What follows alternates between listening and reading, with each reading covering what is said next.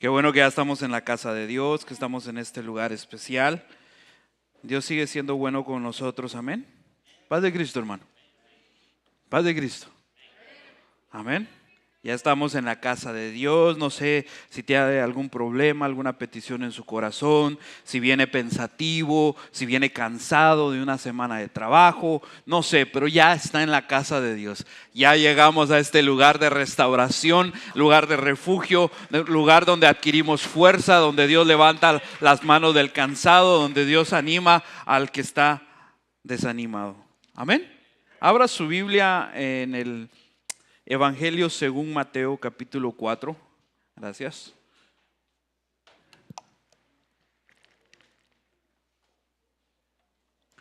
Gloria a Dios. Mateo capítulo 4, verso 1 y 2. Cuando lo tenga, dígame amén, gloria a Dios, aleluya. Haga ruido para saber que sigue vivo. No vaya a hacer que las piedras empiecen a hablar. Amén. Si no trae Biblia, pues ya hacer que sea un cristiano, un arrepentido y convertido que ya no sale de su casa sin su espada, ¿verdad? Amén, para defenderse y para contrarrestar al enemigo. Amén. ¿Lo tiene? Mateo capítulo 4, verso 1 y 2. ¿Sí lo tiene? En el nombre de Jesús dice así: Entonces Jesús fue llevado por el Espíritu al desierto para ser tentado por el diablo. Y después de haber ayunado 40 días y 40 noches, tuvo hambre. Amén. Jesús tuvo hambre. Tome su asiento, hemos orado, hemos glorificado al Señor. Amén.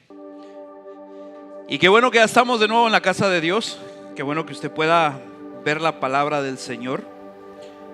Y mire, iglesia, yo he estado muy pensativo los últimos días. Yo he estado meditando mucho y he estado tratando de escuchar la voz de Dios. Y a tal manera que usted sabe que yo he dado mensajes que vienen de la palabra del Señor. Cosas que a veces yo no quisiera decir, pero el Señor nos pone.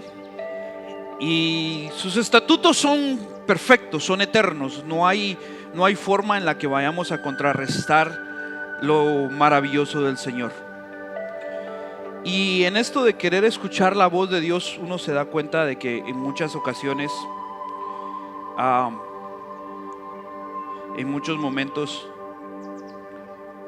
sucede y pasa de que usted no escucha la voz de Dios, hermano. Yo no sé si usted, mire, venimos a la iglesia, hoy es un día domingo, es especial, es el día que el Señor ha preparado para que bendigamos y glorificamos su nombre, ¿sí? Es el día que Dios ha preparado. Se supone que el día domingo, se supone que el día domingo usted no hace compromisos, no aparta ese día para hacer otras cosas más que para el Señor, para venir y glorificar a Dios. Y la intención, yo sé, hermano, que yo se lo he enseñado, se lo he tratado de enseñar, pues he hecho lo posible por instruirlo a decirle que la casa de Dios, este templo, podrán ser 4 paredes, podrá ser algo material, pero este lugar es un altar sagrado en donde venimos y a adorar, venimos a darle ofrendas al Señor, venimos a darle el respeto al Señor Jesucristo. Usted sabe que no está en la Biblia eso de que se le ponían unas campanitas a los sacerdotes para que cuando entraran al lugar santísimo y que recibieran la presencia de Dios o que Dios perdonara, que ellos danzaban y se escuchaban las campanitas, y que era un indicativo de que Dios no había perdonado el pecado del pueblo cuando no habían campanitas, entonces que lo sacaban con una cuerda. Eso está en un libro apócrifo, en un libro histórico que alguien estudió y que vienen de las costumbres de los israelitas desde que se hace el tabernáculo allá en el Éxodo, al salir al desierto, y Dios manda a Moisés a hacer el tabernáculo. Pero sabemos que se hizo el templo que David quiso tener, y luego vino el templo que Salomón realmente fue el que lo construyó, y hay un lugar santo y hay un lugar santísimo, y el lugar santo es en donde usted está. Los atrios son los exteriores de Dios, del templo, perdón, de la estructura, y los atrios es donde usted viene por sus atrios con acción de alabanza, viene contento, pero la palabra de Dios nos da la entrada al lugar santo. Y luego el lugar santísimo era algo más especial todavía, que cuando Jesús muere, si usted ha leído, dice que cuando Él dice consumado es, it is done, it is finished, cuando está en la cruz del Calvario, cuando está llevando el pecado del mundo, Él dice it is done, y en ese momento su espíritu expira, o sea, muere, porque Él murió para al tercer día resucitar. Y en ese momento dice que hay un gran terremoto, el día se puso en oscuridad total. Y lo curioso es que en el templo, en el lugar santísimo, en el lugar más sagrado, hay un velo que se rasga de arriba hacia abajo. Es muy común que una cortina se arruine de abajo hacia arriba, porque uno la pasa a traer, la pasa haciendo. Entonces es más probable que algo se rompa, o sea, una cortina de abajo hacia arriba, no de arriba hacia abajo, porque no solo era un grosor y era un espesor de la cortina. Para que se rompieran se necesitaba no solo mucha fuerza, sino saber lo que están haciendo y tener mucha intencionalidad para hacerlo. Pero se abre ese velo, se rasga y nos da entrada a usted y a mí para entrar. Por eso es que la palabra de Dios, y mire, muchos argumentan, no, el lugar santísimo es solo para el sacerdote, pero la palabra de Dios nos dice que nosotros hemos sido escogidos, pueblo adquirido por Dios. Ahora somos nación santa, real sacerdocio, pueblo adquirido por Dios, para que anunciemos las virtudes de aquel que nos llamó de las tinieblas a su luz admirable. Entonces es una responsabilidad muy grande, hermano, cuando venimos a la casa de Dios. ¿Por qué le digo esto? Porque intentamos, Señor, háblame, dime algo, enséñame, muéstrame algo. Todos venimos con la esperanza de que Dios nos diga algo a este lugar, porque es el lugar más sagrado, es el lugar santísimo. Por eso apartamos un día entero, por lo menos. Bueno, yo sé que no apartamos todo el día, yo sé que solo es mediodía, pero al menos apartamos un momento especial, porque yo quiero, Señor, yo quiero que me hables, yo quiero que me digas algo, yo quiero que me enseñes por dónde ir, qué hacer, cómo le voy a hacer en esta vida tan hostil en la que vivimos, terrible, llena de pecado, de odio, de dolor. Padres abandonando hijos, hermanos peleándose con hermanos, familiares que se odian a muerte. Es un mundo hostil, y mínimamente el domingo queremos que Dios nos hable y que nos dé un consuelo y que nos dé la esperanza de recibir algo y decir, sabes que todo va a estar bien. Es un propósito divino, es un plan perfecto que Dios tiene para ti. Y entender y comprender que todo lo que pasamos, independientemente del dolor, viene de Dios. Pero esa es la esperanza, ¿no? Escuchar la voz de Dios. Samuel, Samuel, dijo el Señor, y corrió Samuel y le fue a decir, heme aquí mi señora Elí. Y Elí le dijo, yo no te llamé. Ve, acuéstate, tranquilo, va otra vez, Samuel, Samuel. Y a la tercera vez Elí capta y dice, no, es el Señor hablándote. Porque hasta Elí, el sacerdote, el que estaba en el lugar santo, también él había perdido la capacidad de escuchar a Dios. Qué triste, amada iglesia, que perdamos la capacidad de escuchar a Dios. Qué triste que cada vez que vengamos a la casa de Dios escuchemos más al mundo, al ruido de lo cotidiano, al ruido de la rutina, que la voz de Dios. Porque la voz de Dios está. La voz de Dios no se ha apagado, su espíritu sigue estando vigente, haciendo milagros, maravillas. Pero nosotros estamos más concentrados en lo cotidiano, en la vida, en el mundo, que en el Señor, y por eso es que nos cuesta. Yo no sé si usted ha estado en algún momento en donde estaba varios grupos de gente así como aquí, y todos están hablando. Unos están hablando acá, otros están hablando allá, así como ahorita, ¿verdad? Some people talking here, some people talking over there. Y uno automáticamente, hermano, uno es curioso, por no decir otra cosa. Y puede que esté a la par del hermano Caleb, y el hermano Caleb está hablando con el hermano Ethan, y yo estoy acá en la conversación. Pero si me concentro en escuchar lo que allá en la esquina están hablando, mi atención total se va a esa persona, hasta le empiezo a ver los labios y empiezo a tratar de ver o de escuchar lo que están diciendo. Y entonces dice uno, se queda así. Y el hermano que le, papi, y yo, ¿ah? ¿Qué dijo? Te estoy hablando, sí, pero mi concentración no está acá. Mi concentración está allá. En el testimonio del hermano ya. Y eso nos pasa también con el Espíritu de Dios, hermano. El Señor está frente a nosotros, el Señor está en su casa, el Señor ya abrió las puertas de este lugar y nos dio la capacidad de venir a escucharlo a Él.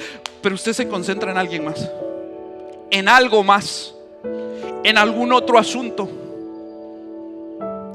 Viene pensando en ya vamos a mediados del mes, ya nos va a tocar en 2 semanas la renta.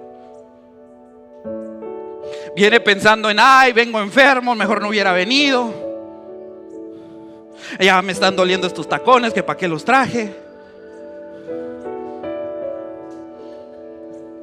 Mira, el vestido que traigo es muy parecido al de la hermana, no lo vuelvo a usar porque ella tiene uno igual.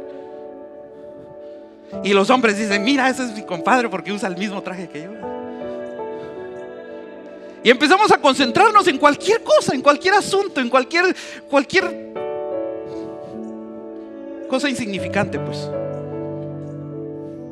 Porque tu enfoque está en algo más, no está en el Señor. Estás pensando en infinidad de cosas, un montón de situaciones. Y eso, hermano, por eso le digo, yo trataba de escuchar la voz de Dios estos días, meditando, Señor, quiero escucharte. Y de repente lo cotidiano me hace mucho ruido. Y de repente hay un ruido que me estorba. Y cuando tal vez estaba a punto de escuchar la voz de Dios, escuché más el bullicio del mundo, la preocupación del qué va a pasar. Me concentré más en todas las cosas sin sentido, las cosas cotidianas, que en la esencia de Dios. Y el Señor sigue hablando, el Señor sigue diciéndonos, aquí estoy para bendecirte. Hermanos, Dios nos quiere bendecir, claro que sí. Pero hay que prestarle atención a lo que está diciendo. No sé si ha llegado en alguna ocasión su hijo y le dice, tengo hambre. Y usted le dice, ok, mira, vas a la refri, abre la refri, vas a encontrar un plato negro. Ese plato negro lo sacas, lo metes al microondas, 2 minutos, te lo sirves y te lo comes. ¿Ah? Que vayas a la refri, agarres el plato, lo saques, lo metas al microondas. ¿De qué color era el plato? Negro. ¿En dónde lo tengo que meter? En el microondas. Digo, préstame atención. ¿O no? ¿Ah? Mi amor, ¿dónde dejaste tal cosa? Ahí está, sobre el de este, encima del de ese. ¿Ah? Oye, no lo encuentro. Y si yo voy y lo encuentro, ¿qué te hago? Porque no prestamos atención. 2, 3 veces le repetimos las cosas a nuestros hijos. ¿Y sabe qué es lo curioso, hermano? Que así estamos con el Señor. Venimos y el Señor nos habla una y otra vez, y nosotros estamos aquí batallando. Y Señor, yo quiero que me hables. Te he estado hablando, ya tengo rato de estarte tratando de captar tu atención, de que te enfoques en la palabra de Dios, y no lo haces. Y no se puede enfocar en otra cosa, está en el momento de la vida, el mundo va lento. Mire, qué hermoso es cuando, yo no sé, y yo considero que muchos, la mayoría, esperaría que todos, pero tal vez no. En algún momento han sentido la presencia de Dios y han sentido el toque tan divino de Dios, que el mundo parece ir lento porque usted está disfrutando tanto la presencia de Dios. Que el mundo parece no importar, que ese momento donde ni modo, voy a llorar, que me miren la cara toda, la cara más fea que usted tiene es la que usa cuando llora. No sé si por eso muchos aquí, cuando ya sienten una lágrima, y es el Señor tocándote, ministrándote. Pero ese momento especial donde estás con Dios, donde sientes un fuego, como el abrazo tibio, caluroso de alguien que te ama. Una persona que estaba frustrada y su esposo dice que entra y ella está frustrada y empieza a decir, y él dice: ¿sabes qué? Ya me voy. Y le dice: no, no te vayas, abrázame, necesito un abrazo, es todo lo que necesito. Y ese abrazo caluroso en momentos angustiantes, donde parece que no te van a solucionar la vida, donde no te van a decir que todo va a estar bien, simple y sencillamente es el abrazo de amor de Dios. Muchas veces el Señor ha estado aquí con los brazos abiertos y nosotros estamos más enfocados en otro lado y dejamos al Señor con los brazos abiertos de la misma manera que lo dejamos en la cruz. Pero es increíblemente hermoso la misericordia de Dios, hermano. Porque entonces cuando encontramos un silencio valioso, donde no hay bullicio de nada más, es ahí donde debo de aprovechar a escuchar la voz de Dios. Es ahí donde debo de concentrarme y aprovechar los silencios en donde parece que nadie está hablando.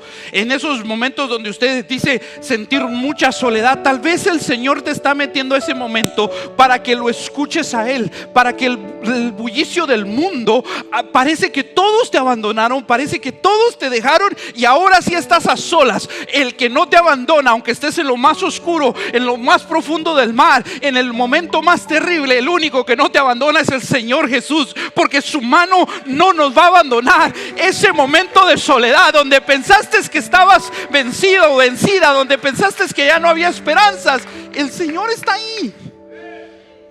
Cristo está en ese lugar, Él está en ese lugar. Y ese silencio, hermano, de lo cotidiano, de la rutina, entonces se vuelve lo más valioso. Momento donde Dios te lleva a un desierto, donde el ruido ya no va a estar. Pero sabe que ese desierto acarrea escasez. Ese desierto trae la falta de alimento. Ese desierto trae la falta de otras cosas. Es valioso porque vas a poder escuchar la voz de Dios, pero te va a hacer falta muchas otras cosas. Yo sé lo que es un desierto, hermano. Yo sé lo que es decirle al Señor: Señor, ¿hasta cuándo? Y el Señor simple y sencillamente me dice: espera. Y ese desierto, hermano, es necesario, es imperativo, es de vital importancia, es crucial, o sea, algo que transforma tu vida. Y ahí es donde se encuentra Jesús en esta historia. Ese momento donde Jesús pasó por lo humano. Mire, quiero que entienda algo. Si bien Dios se humanó, se hizo hombre, habitó entre nosotros, eso no le quita el poder de Dios. En Él, dice la palabra, habita toda la plenitud de la deidad. O sea, Él es el mismo. No hay tres, no se dividió, no se partió. No, Él puso su esencia en un hombre para enseñarnos muchas cosas. Y en su humanidad, Él también pasó por ese desierto. En su humanidad, Él también tuvo que vivir una vida como hombre. Tenía el poder, pero Él decidió no utilizarlo. Porque tenía el plan y el propósito divino de darnos la salvación por medio de su sangre derramada, siendo Él el Cordero perfecto, sin mancha, sin mácula alguna, sin ningún error, sin ninguna variación de la verdad, de la esencia, de la pureza. El Señor se hizo así. Solo Dios podría hacerlo. Si Él hubiera encargado a un hombre común y corriente esta tarea, no lo hubiéramos logrado porque somos carnales. Pero Él era el único que podía hacerlo. Y en esa humanidad, en ese momento, es donde se encuentra en esta historia. Y es interesante, hermano, que parece a veces que pasamos situaciones rutinarias, que vamos de la vida haciendo cosas que creemos necesarias, pero llega el momento donde necesitamos, como Jesús, ir al desierto. Y debemos de aprender mucho del Señor.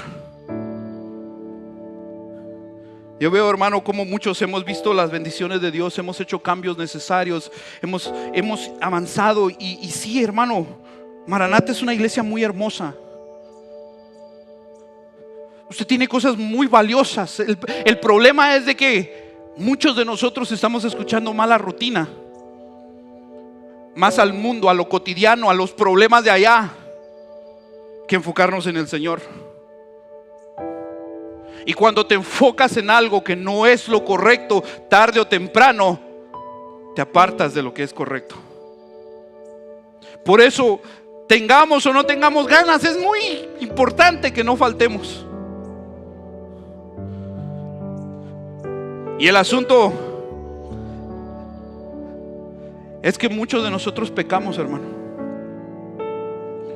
Y creemos que porque ya cambiamos un poco, mire, pensamos equivocadamente que como ya cambié, como ya Dios me bendice, ya no necesito esforzarme más. Y el problema de esto también, cuando nos enfocamos, le decía, en otras cosas, es que me enfoco no solo para bien, sino que también para mal.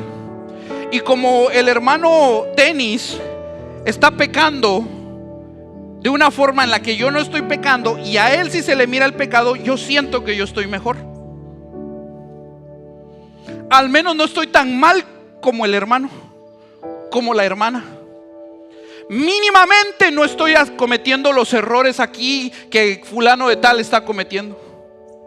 Y como ya siento que hice algún cambio, ahí me detengo y ya no quiero cambiar sobre los pecados que nadie más que yo conozco, que muchas veces ni quien duerme a la par mía, decía en una ocasión, sabe los pecados que yo estoy cometiendo. ¿Por qué? Porque me concentro más en algo diferente, y cuando Dios me está hablando y me está diciendo cambia, deja de pecar, no lo hago. Porque estoy enfocado en otras personas, estoy enfocado en otros asuntos, no estoy enfocado en lo que Dios me está diciendo. Y adoptar esa comodidad, hermano, adoptar esa condición de comodidad, de confianza, es en donde hay que tener cuidado. Porque es por eso que nos quedamos estancados, y en lugar de salir del desierto, muchos de nosotros morimos en él. No porque Dios no haya llegado a ayudarnos, sino porque te acomodaste, te sentiste que estabas bien, y como vistes algo más, alguien más, otra iglesia, otra persona allá en aquel lado que lo hacen así, y tú no quisiste cambiar, te quedaste estancado en el pecado, en el bullicio de este mundo que te dice que puedes hacer lo que se te pegue la gana.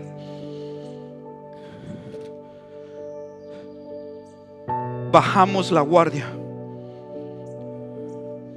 Mire, alguien dijo que es más probable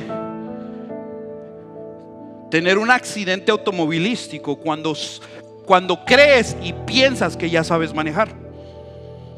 Porque cuando estás aprendiendo, vas más atento a tu alrededor. Estás viendo para acá, para allá, a tus espejos que van bien. No se sube uno al carro no prende uno el carro si no se ha puesto el cinturón, ya que lo tiene. Acomoda sus vidrios y no se mueve hasta que no estás seguro de que todo está bien. Cuando ya sabes manejar, no.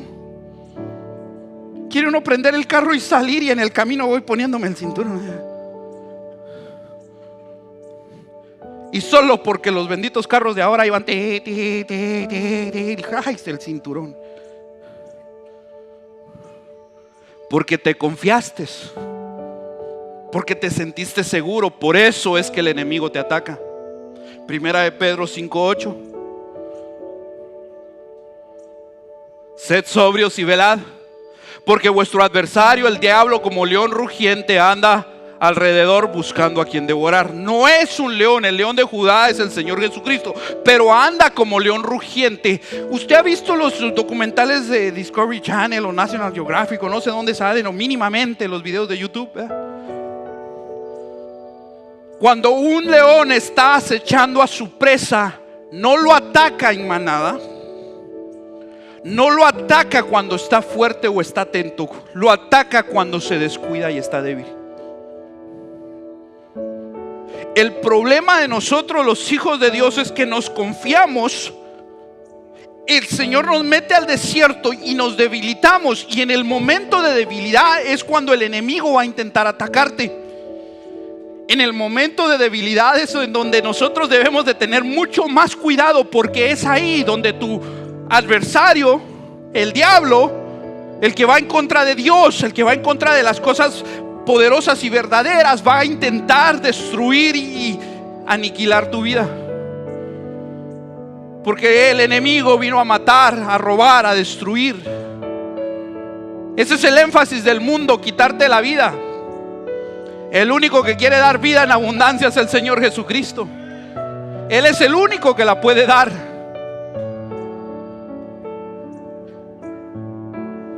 Ahora, ¿cuál es el asunto entonces, hermano? ¿Debo de estar todo el tiempo en vela?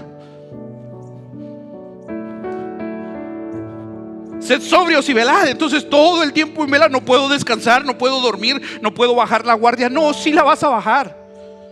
Es natural, es de humanos. Tarde o temprano se va a tener que dormir. Tarde o temprano va a tener que descansar. Tarde o temprano vas a entrar al desierto y te vas a sentir débil. Tarde o temprano. ¿Qué le estoy diciendo? Los problemas que está pasando son normales, naturales. Son propósitos divinos. Todos hermano, todos nos sentimos débiles en algún momento. Algunos podrán aguantar más que otros, pero en su momento tú vas a estar débil. Por eso la palabra de Dios dice, hermano, si observa, Jesús es llevado al desierto en lo humano, en su humanidad, en totalmente la carne. Él va y está ahí en el desierto por 40 días y 40 noches y llega a la debilidad porque se sintió débil Jesús.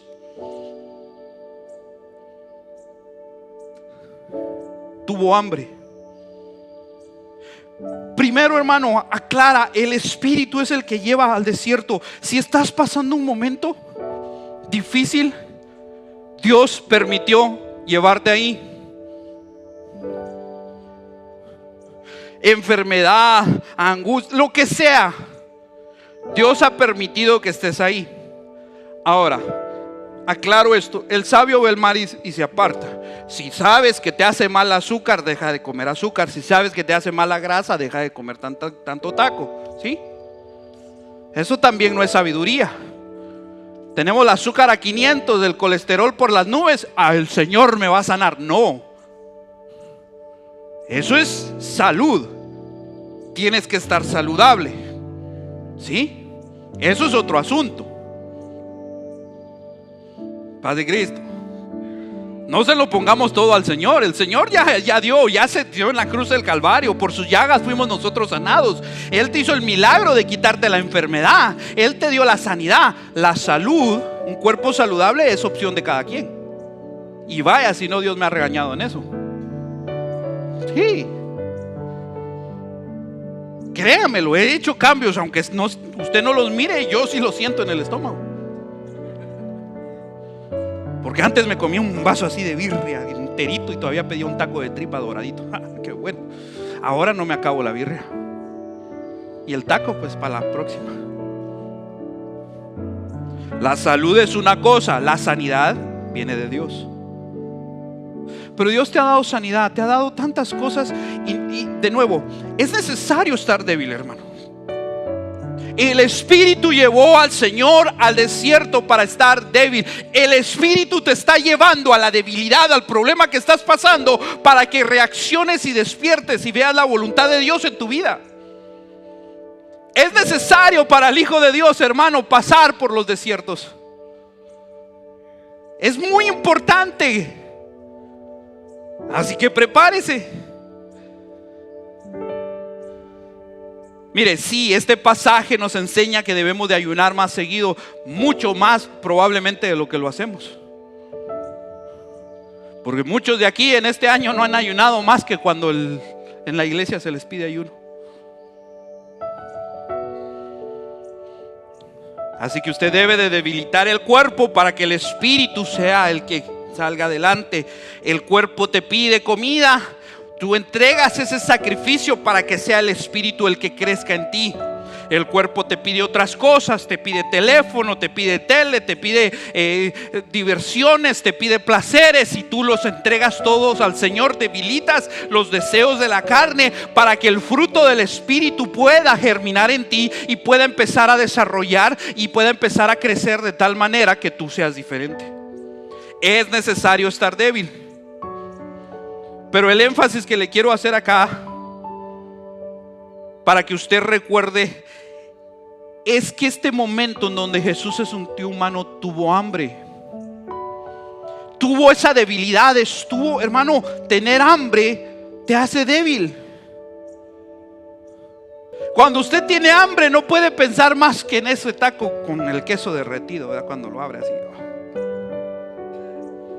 y lo mete en la salsita, y usted tiene hambre y no puede pensar en otra cosa más que en el alimento, porque tuvo hambre, porque tiene hambre. ¿Cuántos vendrán sin desayunar ahorita hablando de comida?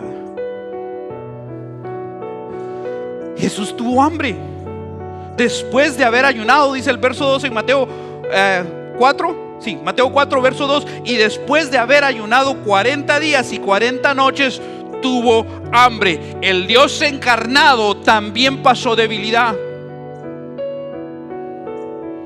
Eso es mi énfasis el día de hoy. Si Jesús pasó por esto, ¿quién es usted para no pasarlo?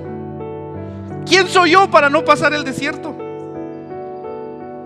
Cuando uno tiene hambre, hermano, es porque el estómago vacío le manda señales al cerebro diciéndole que ya no tiene alimento, y entonces el cerebro le empieza a decir a usted que tiene hambre, y entonces usted empieza a ver qué comer, porque en su cuerpo hay una debilidad.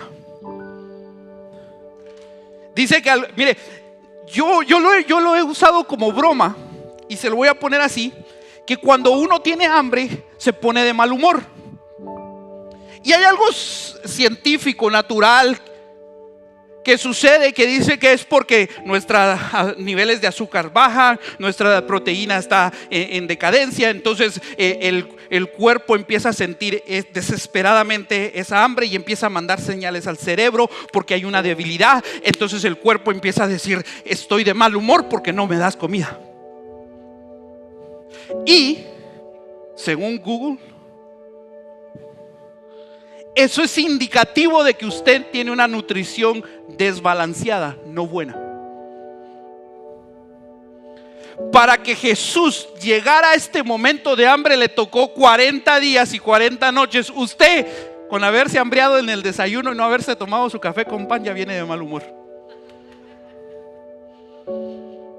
Hermano, ¿qué tiene? Ganas de café, hermano, quítese, por favor, déme un café. Al mediodía me duele la cabeza, es que no tomé café. Aquí tengo mi café. Tu desbalance nutricional es el que te pone de mal humor. Por eso le digo, para que usted pueda y tenga la capacidad de pasar el desierto, no es en el momento que dispuso ir al desierto.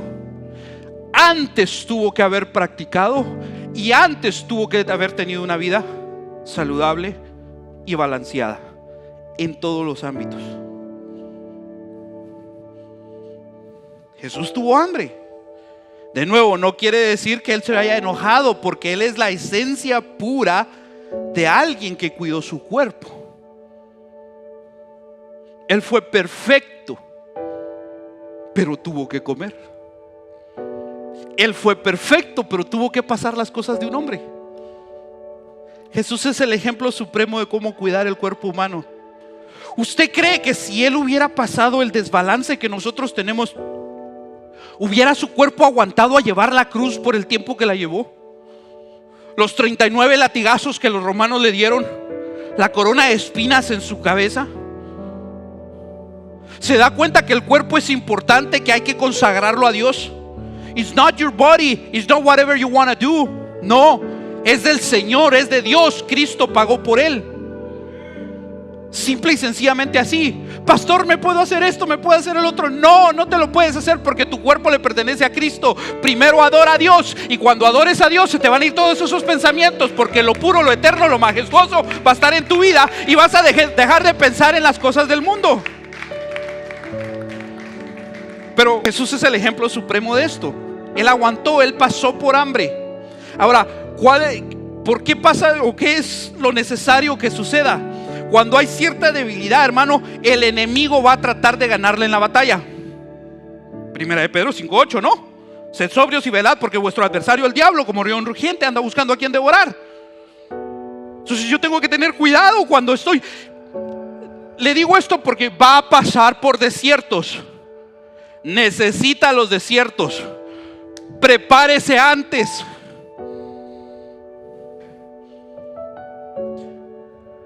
Busque de Dios antes, porque cuando ya tiene el problemón encima, viene de rodillas: Señor, ayúdame. ¿Por qué no lo hiciste antes? Señor, tú conoces. Y sí, Él conoce, por eso te está permitiendo pasar por el desierto, para que aprendas que en la vida del Hijo de Dios hay desiertos necesarios por los cuales tenemos que pasar, para que aprendamos a estar siempre velando. Velar siempre no significa que no vas a pasar hambre, no significa que no vas a pasar situaciones, significa que cuando vengan esas situaciones vas a tener la capacidad de sobresalir.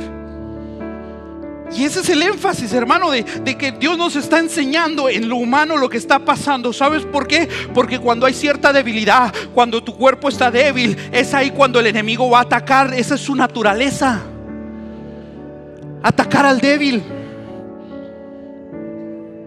Hermano, ¿por qué el enemigo me está atacando tanto? Porque andas débil. Un buen estratega o alguien que hace estrategias, pues sabe que no va a atacar al enemigo cuando está fuerte. Busca su debilidad. Entonces tenemos que tener en cuenta, hermano, que si el tentador llegó, es porque hay debilidad. Y vino entonces el tentador. Preste atención a las palabras, Mateo capítulo 4, verso 3. Y vino a él el tentador y le dijo: si eres hijo de Dios, di a estas piedras que se conviertan en pan. O sea, el enemigo utiliza las palabras. El tentador habla la necesidad del alimento. El tentador llega en el momento débil donde Jesús tuvo hambre. Ahí es cuando llegó. ¿Por qué no llegó antes? Van a llegar momentos en tu vida donde vas a tener que tomar la decisión de servir a Dios o no. ¿Y sabes cuándo es? En los momentos más débiles. Cuando quieres tirar la toalla. Ya no quiero ir a la iglesia. Ya no quiero orar. Instrumentos vacíos, posiciones vacías porque no quieres servir a Dios. Asientos vacíos porque no queremos servir a Dios. El pastor no me pone.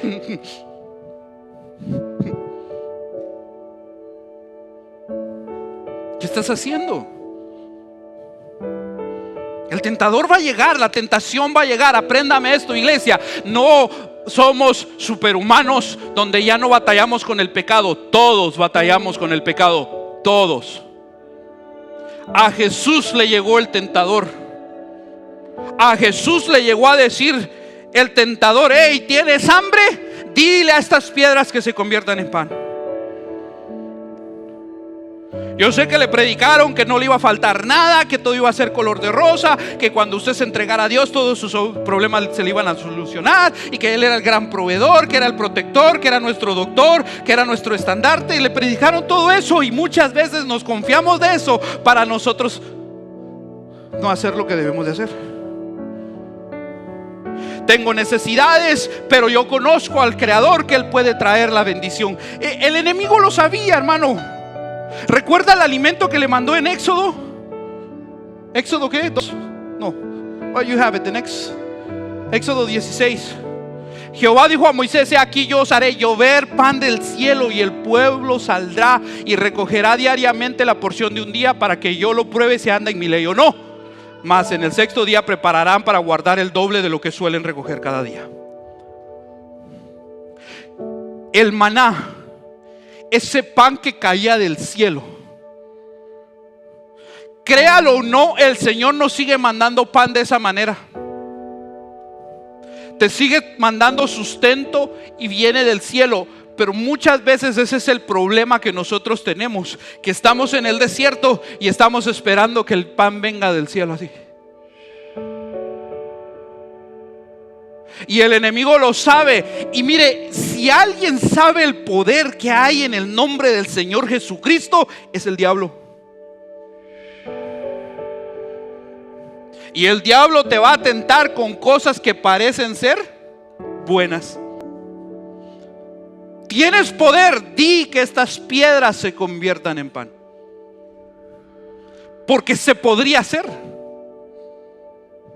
Él conocía la capacidad del poder de Dios. ¿Usted cree que el enemigo no vio cuando caía el pan del cielo y él no podía hacer nada? Ahora entonces tienta al Señor Jesucristo y le dice: dile, este pan, este sustento que te hace falta, exígelo, pídeselo a Dios, decláralo, porque Él lo tiene que hacer.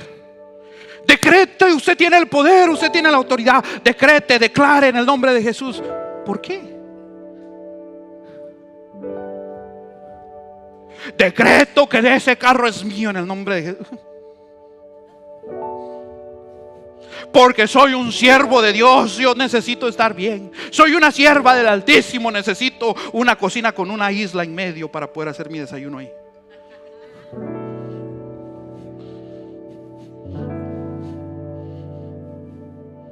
Pídeselo.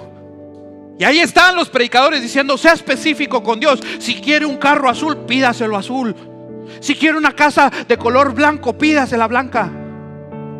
Di que estas piedras se conviertan en lo que tú necesitas, en lo que tú quieres, en lo que te hace falta a ti. Y ahí estamos, va a ir a agarrar información así. Yo voy a pedir lo que yo necesito. Dios suple mis necesidades. Dame, bendíceme, ayúdame, sáname, quiéreme. Y todo como ovejitas. Las más inteligentes, dijimos ¿qué día fue que hablamos de eso?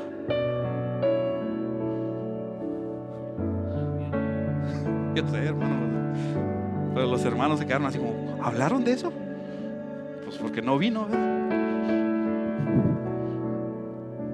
Padre Cristo. ¿Cuántas veces no hemos visto el poder de Dios? ¿Cuántas veces Dios no ha suplido, hermano, las necesidades que tenemos? Pero miren, quiero llegar al punto principal, a lo que realmente quiero que quede en su corazón. Porque la respuesta es muy obvia del Señor Jesucristo. Ante la primera tentación, fueron 3 veces las que el enemigo lo intentó tentar. Hoy quiero hablarle solo de esta. Y le dio una respuesta que todos deberíamos de saber o de tener. Pero es una respuesta, hermano, complicada cuando no se hace lo que Dios nos dice. Cuando nos hace falta amor a Dios, esta respuesta es muy difícil de darla. Él respondió en el verso 4 de Mateo 4:4. Él respondió y dijo: escrito está, no solo de pan vivirá el hombre, sino de toda palabra que sale de la boca de Dios. ¿Por qué le digo que dar este tipo de respuesta al que no ama a Dios es muy difícil? Y se lo pregunto así fácil: ¿cuánta Biblia sabe? ¿Cuánta palabra de Dios sacan sus labios? ¿Se acuerda lo que hablamos el viernes? Ya están los estudios ahí, hermano, en la aplicación. 24 estudios del fruto del Espíritu y falta todavía un par. Como para que usted no cambie, ¿verdad? ¿Cuánta Biblia conoce? ¿Cuántos textos de la Biblia conoce, hermano? Uno pasa del en paz me acostaré y así mismo dormiré, porque solo tú, Jehová, me haces vivir confiado. Y Jesús lloró. En el principio creó Dios los cielos y la tierra, y la tierra estaba desordenada y vacía. ¿Cuánta Biblia conoce? El desierto va a llegar. La debilidad va a entrar. Va a llegar a tener hambre. Y entonces el tentador lo va a llegar a provocar. Y la única manera de vencer al tentador es diciéndole: escrito está. ¿Qué tanta palabra tiene en usted?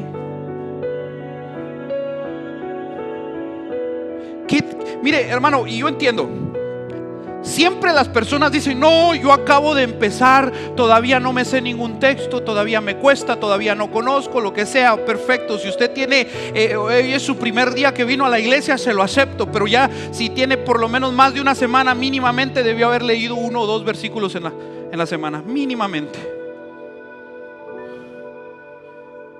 Pero si viene el viernes, tanto texto bíblico que leemos, hasta los hice leer versos bíblicos, ¿verdad? Muchos de ustedes fueron los únicos que leyeron esta semana. Lo entiendo, lo comprendo. Pero le estoy haciendo saber que vamos a pasar el desierto, vamos a pasar debilidad, vamos a tener hambre, va a venir el tentador y el tentador nos va a provocar. Y la única manera correcta de contestarle a él es con la palabra de Dios. Mire, es increíble. Jesús no niega su hambre. Jesús no dijo: no tengo hambre. Como muchos de nosotros a veces, ¿verdad? ¿Tienes hambre? No, puedo comer algo, pero no. Y aquí le está rugiendo todo. Jesús no se puso: te reprendo, Satanás, el enemigo, el tentador. No se puso, lo mira reprendiendo ahí. El diablo es un mentiroso, ya vamos de rodillas, ya hablemos en lengua, ya Rambo saca la mazuca, con la matata, ya. Empezamos a querer hablar en lenguas. No,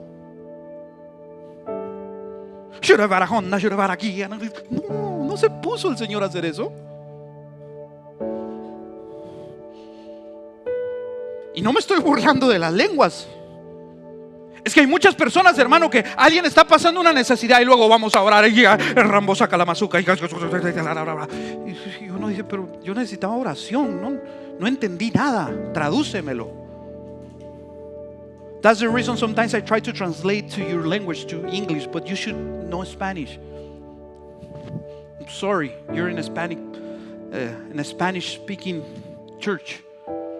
It's hard for me to talk to you in English, but sometimes I do it because I understand. Sometimes you want the translation and you want to know the meaning. But for some reason, I don't know why, when I'm here, my English gets stuck. But if you need to learn something in English, come and talk to me, and I'm sure that I'd be able to tell you a lot of Bible verses even that I feel like I don't know them, because I know how to speak English as well. The thing is that God sent me primarily today and in this ministry to the Spanish-speaking people. But I know in the future we'll have some of you will open up the church in the afternoon, and it will be an English-speaking church. But first we have to fill up this church, and then I'll help you fill up the one that you're going to lead, whoever you're going to be. Pero ¿de qué me sirve que Rambo saca la mazuca, esto, lo otro? No, escrito está, claridad de las palabras.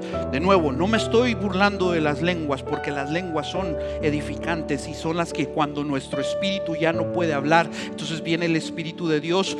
Cuando nosotros no podemos hablar, el Espíritu entra e intercede por nosotros con gemidos indecibles. No los entendemos, no los comprendemos, pero el hablar en lenguas nos edifica a nosotros. Cuando debe de ser edificación para la iglesia, mire que no ni pensaba decir esto, pero ya lo estoy diciendo. Cuando las lenguas van a edificar a la iglesia, debe de haber interpretación de lenguas. Y si no hay interpretación de lenguas, las lenguas son personales entre usted y Dios. De nada me sirve que aquí estén ahí hablando en lenguas, y una iglesia que habla en lenguas pero no se entiende nada, porque los hermanos que vienen, que no están en el espíritu, no conocieron nada. Vaya y lea 1 Corintios y va a ver todo eso. Pero ahorita no estoy hablando de eso. Ahorita estoy hablando de que el momento que usted conoce la palabra, el momento que usted tiene palabra de Dios en su boca, usted va a poder reprender al enemigo, porque la tentación va a llegar. Siempre va a haber tentación. Si usted cae en la tentación es primero porque está en el desierto todo debilucho. Y lo digo no para ofenderlo, sino para hacerlo despertar y entender que somos nosotros los que estamos débiles, que tenemos hambre porque no tenemos el pan de vida en nosotros. Y ese es el asunto. Pero la situación es que la tentación va a llegar, pero no nos ha llegado una tentación que no sea humana. Primera de Corintios, ¿qué era, perdón? 10:13. No os ha sobrevenido ninguna tentación que no sea humana, pero fiel es Dios, mire, que no os dejará ser tentados más de lo que podáis resistir. Présteme atención, déjame ese verso, présteme atención a esto. El pecado que usted no cambia, el Señor ya le dio la salida. No es mayor que la fuerza que tiene en Dios. Se fue esto. El pecado con el que está batallando ya no debería de estar batallando, porque ya el Señor dio la salida. Porque ninguna tentación es mayor que el poder de Dios en usted. Ay, es que no aguanté la tentación. No, no se trata de eso. El poder de Dios es más fuerte en usted. Ahora, ¿qué tanto poder hay en usted? Esa sería la pregunta.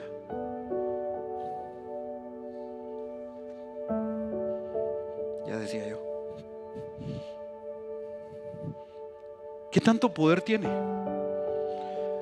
No os ha sobrevenido ninguna tentación que no sea humana, pero fiel es Dios, que no os dejará ser tentados más de lo que podáis resistir, sino que también dará también juntamente con la tentación la salida para que podáis soportar. El Señor ya tiene planificado eso. El Señor ya conoce el desierto en el que usted va a pasar. Ya está preparado el desierto para que los hijos de Dios pasen por ahí. Ya está preparada la tentación. El enemigo ya le pidió permiso el Señor le pidió permiso para ir y venir y tentarlo. Pedro, Satanás os ha pedido para zarandearos como a trigo, pero yo he rogado para que tu fe no decaiga. Iglesia, si estamos pasando por situaciones, es necesario, es muy importante que usted entienda que cuando vienen esas situaciones, el Señor ya dio la salida. El Señor no te abandona. El Señor ya te dio la fuerza. El Señor te dio la capacidad. Él no los abandona, porque Él da la salida de la tentación, para que usted aguante, para que soporte, para que no se quede en el pecado. Hermano, he hablado con muchos de ustedes y siguen en el mismo pecado. ¿Por qué? Si la salida ya está. Ya Dios te dio la oportunidad de salir del pecado. ¿Cuántas veces el Señor nos ha pedido que perdonemos y no perdonamos? Eso es pecado. ¿Cuántas veces te ha dicho el Señor: arregla tu vida, y no la quieres arreglar y pones excusas baratas? Eso es pecado. Los jóvenes: no, es que you don't understand what I went through. I don't, but God does. Ninguna tentación, hermano, por la que usted va a pasar es un callejón sin salida. Siempre va a haber salida. Lo humano se vence con lo espiritual. La carne se vence con la palabra. ¿Sabe por qué no ha salido de eso? Porque no conoce esto. ¿Sabe por qué cae en la tentación una y otra vez? Porque no sabe esto. Como quisiera que muchos de ustedes supieran más Biblia que yo. Y no tengo miedo de que en una ocasión una persona me dijo: mire, pastor, cuando yo predico la gente me sigue, no se vaya a poner celoso. Y le dije: mejor si lo siguen a usted, usted soluciona los problemas. Que lo sigan a usted, la responsabilidad se la va a poner Dios a usted. Y después los hermanos ni lo querían. No tengo miedo de eso, porque a lo que Dios nos mandó, a eso vamos a hacer. Quisiera tener teólogos aquí, personas que escudriñan la palabra, que me corrigen. Y sí, yo sé que algunos me corrigen todavía, ¿verdad? Pero ¿cuánto de esto conoce? ¿Cuánto de esto? ¿Cuánto utilizamos la palabra de Dios? Por eso sigue pecando. Por eso no sale del pecado. Por eso no has podido solucionar tus problemas. Escrito está, le dijo el Señor. No se puso a reprender, no se puso de rodillas, no se puso a levantar la voz, no se puso a ir a llamar a los discípulos y clamó ángeles que lo defendieran y que no, a ver qué abogado puede hacer esto, que no. El Señor simple y sencillamente utilizó lo que sabía, lo que conocía, la palabra de Dios. Vuelvo a preguntarle, ¿qué tanta palabra de Dios tiene? ¿Cuánta palabra de Dios conoce? Porque cuando entendemos eso, hermano, entendemos que van a venir las tentaciones difíciles, pero hay salida de todas ellas. Van a venir los problemas, pero de todos ellos hay solución. Conociendo la palabra de Dios, Jesús mismo lo demostró ante el tentador. Hermano, no hay otra forma en que se lo explique. Jesús mismo lo hizo. Cuando el tentador llegó, Él simple y sencillamente recitó la palabra. Si usted cae una y otra vez es porque no conoce la palabra. Porque cuando se conoce la palabra, hermano, se tiene temor y temblor. Porque cuando conozco que la palabra es la que me dice que debo de tener cuidado en no hacer o dejar de hacer esto y empezar a hacer esto otro, entonces yo le tengo el respeto a Dios y empiezo a cambiar mi vida, porque la palabra me lo dijo. El verbo que se hizo carne, el verbo que habitó entre nosotros, ese mismo verbo es el que Él mandó. Porque mandaré a mi Consolador, el Espíritu Santo, y entonces recibiréis poder cuando haya venido sobre vosotros el Espíritu Santo. Ese poder, esa capacidad de dejar de pecar, hermano. Ya no, el Señor le está hablando, deje de escuchar el ruido de la rutina. Ya Dios le dijo que deje de pecar, déjelo. Métase en la palabra de Dios. ¿Cuántas veces, hermano? Pocos textos nos sabemos, y yo entiendo, yo se lo he dicho. Yo no es que yo sea el gran que me memorizo los textos de la Biblia. Tengo mucha palabra porque constantemente estoy leyendo. Sí, tal vez me cuesta saber en qué versículo, en qué capítulo están algunas cosas, pero cuánta Biblia le hablo y usted a veces ni sabe qué es Biblia porque no conoce la palabra.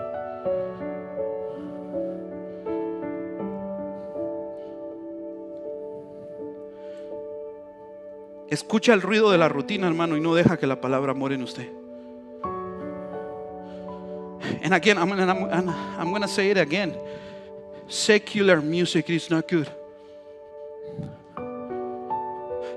Tenemos más las melodías de TikTok aquí. Ahí están los jóvenes posteando con, es que that's the trend. Es la música que se hizo viral. Palabra de Dios, hermano, la palabra de Dios. Eso es lo que necesitamos tener. ¿Sabe que hay incluso cantos de cristianos que dicen ser cristianos que no cantamos porque no tienen doctrina? Porque no edifican, porque no levantan. Y hay otros que el Señor nos pone a cantarlos porque vemos que edifican, que vemos que levantan, que son congregacionales, son para que la congregación se meta en la adoración, que tienen cosas bíblicas pero usted ni cuenta se da. Hace un tiempo un joven me dijo, ¿en dónde está en la Biblia esta canción o este canto o este himno? Y le dije, busquémoslo. Me dijo, entonces sí está en la Biblia. Sí, claro que sí. Intentamos de hacer eso. Tal vez se nos va alguna que otra alabanza que nos emociona más a nosotros que lo que debe de glorificar a Dios. Pero aprenda esto, iglesia: las alabanzas que cantamos aquí es para glorificar y darle la honra a Dios, no para que lo hagan sentir bien a usted. Por eso hay que cantar con entendimiento. Ay, la alabanza no estuvo bien. No, es que no era para ti, era para el Señor Jesucristo, y Él conoce los corazones humillados, contritados con el que lo hacemos. Y que Dios nos libre, ministerio de alabanza, de hacer las cosas sin el corazón a Dios, por vanagloria. Escrito está.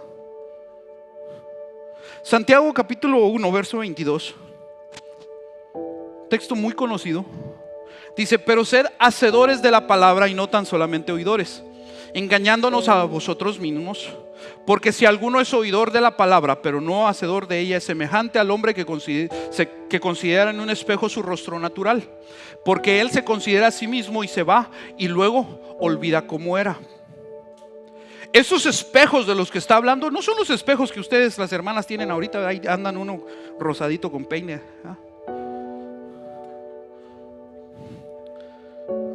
Ahí lo andan las hermanas, porque antes de bajarse del carro o antes de... ahí se están viendo. Cuando dice esto, hermano, los espejos que ellos utilizaban muchas veces eran metales pulidos para que se pudiera ver su rostro. No eran los espejos que hoy en día tenemos. Entonces muchos de ellos no alcanzaban a divisar exactamente bien su rostro y iban y se les olvidaba. Ahora, ¿cuál es el asunto de esto? ¿Por qué le saco Santiago en esto? Por lo que le estoy hablando de conocer la palabra. Porque ser hacedores de la palabra, hermano, viene de la raíz que simple y sencillamente se dice poietes o poites, o de poesía, pues. Viene de lo que describe a un poeta. Entonces, cuando dice ahí ser hacedores, está diciendo prácticamente ser poetas. Un poeta es alguien que recita una poesía para que otros escuchen las palabras que él conoce de memoria. El poeta, hermano, yo no sé si a usted le tocó de niño, pero allá en Guatemala nos ponían y hacían hasta concursos de declamación.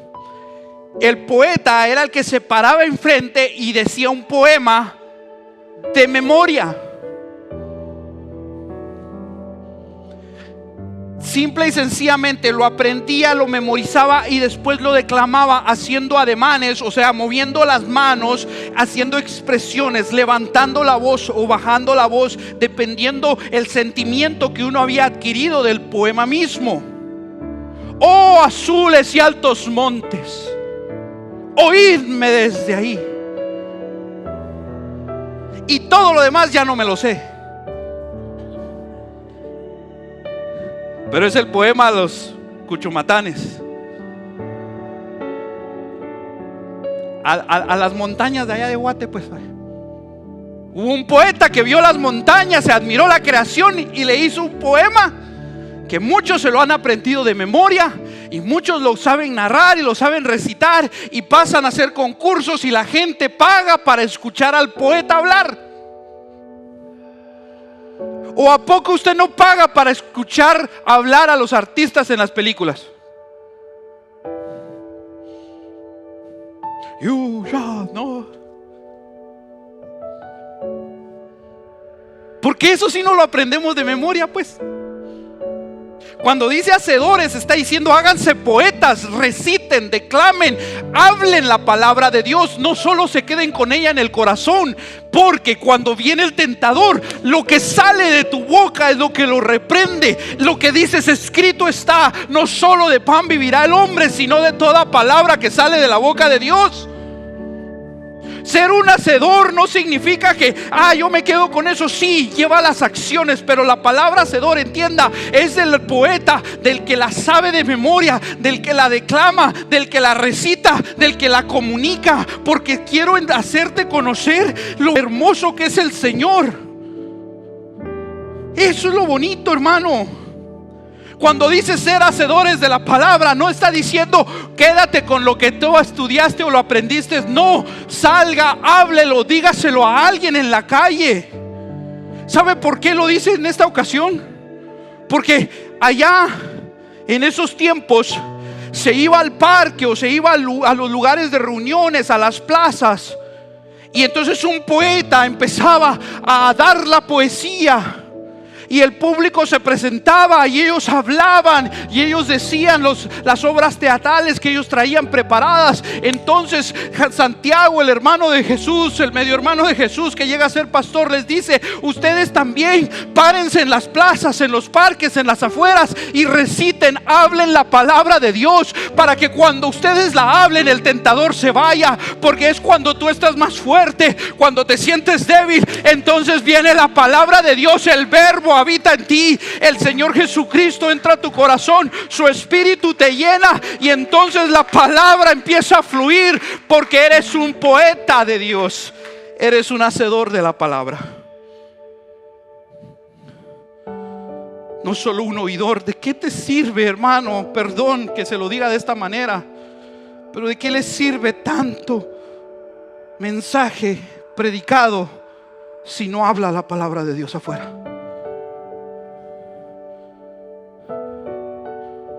¿De qué te sirve que vengas a verte al espejo y cuando sales allá te olvidas de lo que aprendiste acá? Es como un hombre que llega y se considera en el espejo, pero después se va y se olvida cómo era. Tan rico que es sostenerse aquí.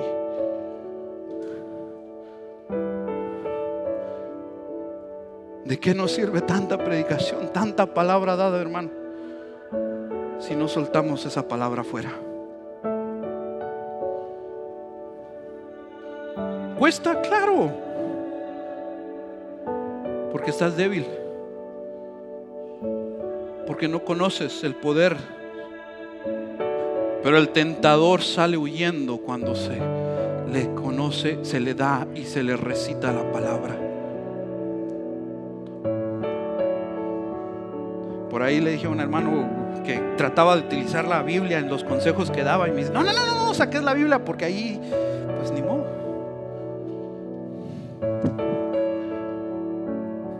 Es palabra de Dios, hermano. Contra la palabra, ni la misma palabra se contradice. ¿Cómo va a contradecir usted a la palabra? ¿Cómo el enemigo no va a salir huyendo cuando usted puede utilizar la palabra de la manera que es necesaria usar? ¿Se da cuenta lo mal que estamos por no usar la palabra? Olvidamos, venimos acá, recibimos la presencia de Dios, pero salimos y olvidamos el propósito divino para lo que nos llamó el Señor. Recibiréis poder y me seréis testigos. ¿Es testigo usted? En Jerusalén, en Samaria, en Judea, en Jerusalén, Judea, Samaria y hasta lo último de la tierra. ¿Es testigo? ¿Atestigua las cosas de Dios? ¿Habla, recita? ¿Es usted un poeta de la palabra de Dios? ¿O solo abre la Biblia en el Salmo 91 en su casa porque lo tiene como amuleto nada más? Para tener Biblias abiertas, hermano, yo le pongo una a cada esquina, pero eso es un amuleto. No estoy diciendo que la Biblia sea el amuleto, es que usted lo utiliza como amuleto. Y algunos ni como amuleto, que ni la traen a la casa de Dios. Muchos ni tienen. El poder está en hablarla, en recitarla, en conocerla de memoria.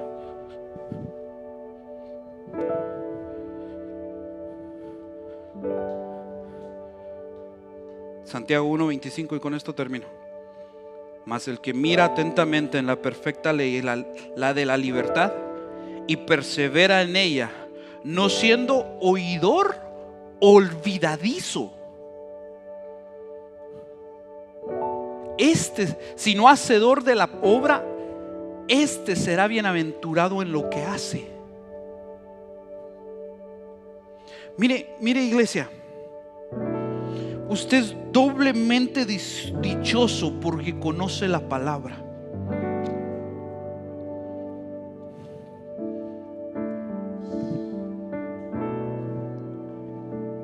¿Cuánta gente quisiera tener esto al alcance de sus manos?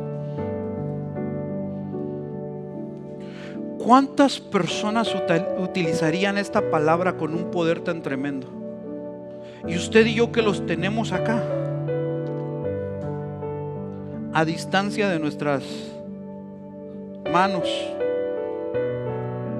narices iban a decir, no, dependiendo su edad o sus problemas visuales, le va a tener que alejar o acercar un poco.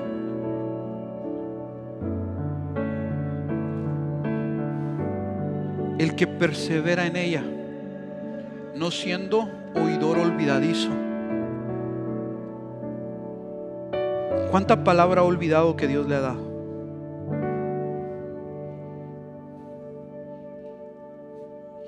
Young people,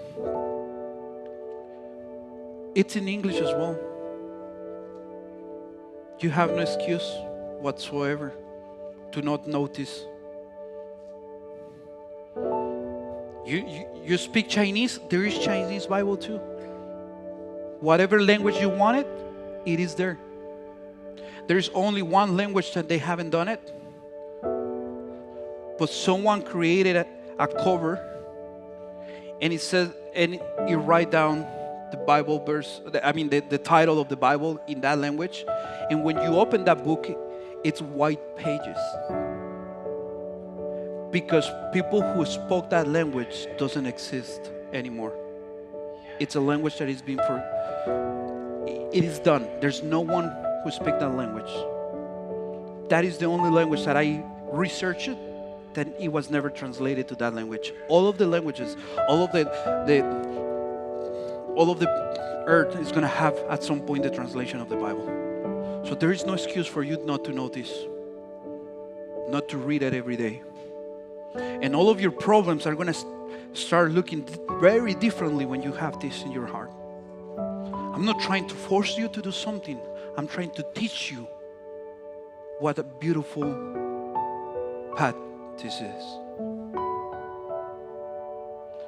You may be hungry.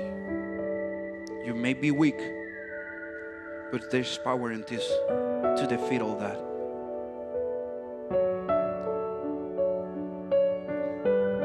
¿De qué sirve, hermano, tanta palabra si no la conocemos? Y el día que yo no le hable de esto, son más ustedes que yo solo. Y me pueden sentar o me pueden bajar. Porque esto es de Dios, esto no es mío. Pero mientras yo le hable de esto, hermano,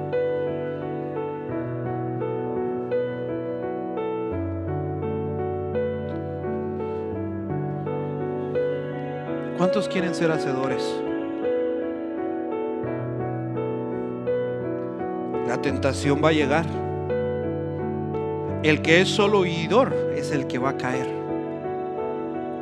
Pero el que es hacedor, el que sabe la palabra, este va a andar en la obra de Dios y será bienaventurado en lo que hace. Pueblo de Dios, venzamos al enemigo el día de hoy.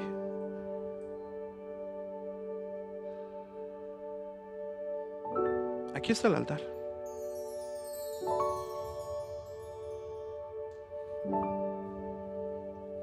Es su decisión.